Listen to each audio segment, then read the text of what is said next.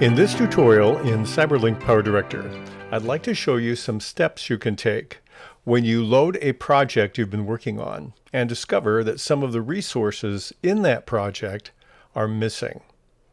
What can you do in that kind of situation? Let me tell you first of all why that happens. When we go into PowerDirector in the project you see on the screen and right-click on any of the resources, let's click on this one here, and click on Open File Location. It will show me where that file is currently found. Right now it's in my 2 terabyte drive, a subdirectory called temp erase. So what it does, because it's an NLE non-destructive editor, the program actually goes out and looks at those original pieces of data, and it doesn't change them. It reassembles them on your tracks, and then it will create from them a new project when you render it. But it doesn't actually touch the original files. So if those files move or are deleted, then you're going to have a gap, and it will alert you to that fact. So what I'd like to do is close this copy of PowerDirector, and I'm going to take a couple of these resources and move them away from where they are right now, and we'll reload it and show you what to do when this happens to you. When I reopen the project with elements missing, I see this screen. And this screen tells me in the center that I have some elements that I cannot find.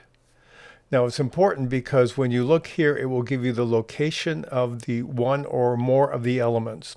You can ignore each one, or if you have more than one, you can ignore them all. So I'm going to go to the first one, and the important thing to remember is this will give you the name of the file and the location of the file, at least impartial. So I'm going to click on Browse. When I click on the Browse button, it goes to my temp erase folder and it looks for that file.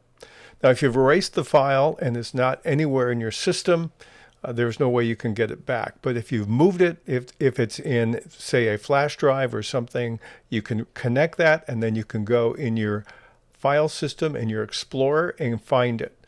The easiest way to find it, now that I know the name of it, here it starts with 19047. I'm just going to use my search, but I'm not going to search in this directory because it couldn't find it. I'm going to go back to the root directory of that drive and type in 19047 and see what it can do. I'll press enter, and it's looking for that file. Now it found the file, so I'm going to click on, it found more than one, but let me click on this one here, and I'll click on open. Now it took care of that file. Now I get to the next file. Okay, I've got one that starts with 1843000. I'll click on Browse again, and I think it's on the root directory, so I'll type that in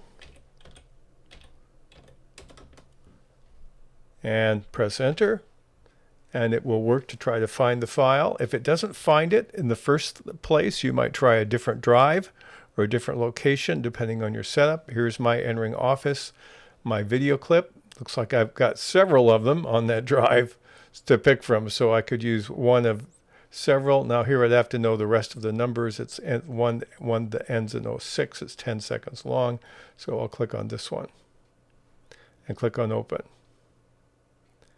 And let's see if we have any others it did not find. So now I have all my files back, and let's go back to this kind of screen here. So now I'm back to where I started. So all you have to do is trust your File Explorer and use your search options in order to take these files back. Now you're going to see something different on a couple of these. If I click on the one in the Office, let me right click on it and then click on Open File Location. And you notice it went to a completely different place in my system. It's 2 terabyte djuice and then October 2023. So that's where that file happens to be.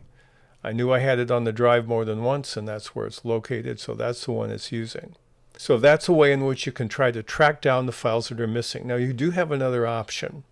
If you ever want to archive an entire project or put it in a single folder and you copy every single resource that's there so that you can use it in another project or on another computer, and you want to assemble everything in one place, you can do that by clicking on the File menu and then clicking on the Pack Project Materials option. That will take everything in your project and make a copy of it and put it in a folder in a location that you prefer, and you can work from it there if you want to. If you have the program saved in another location, the caveat is that it will not automatically update if you load that PowerDirector file from another location because the two are not synced together. We have a tutorial giving you some details on how to pack your project, and we'll give you a link to that in this tutorial. But we hope this is helpful for you as you consider what to do when you get in that awkward place where you can't find a file and you know you still have it. You can use this resource to reconstruct that in your copy of PowerDirector.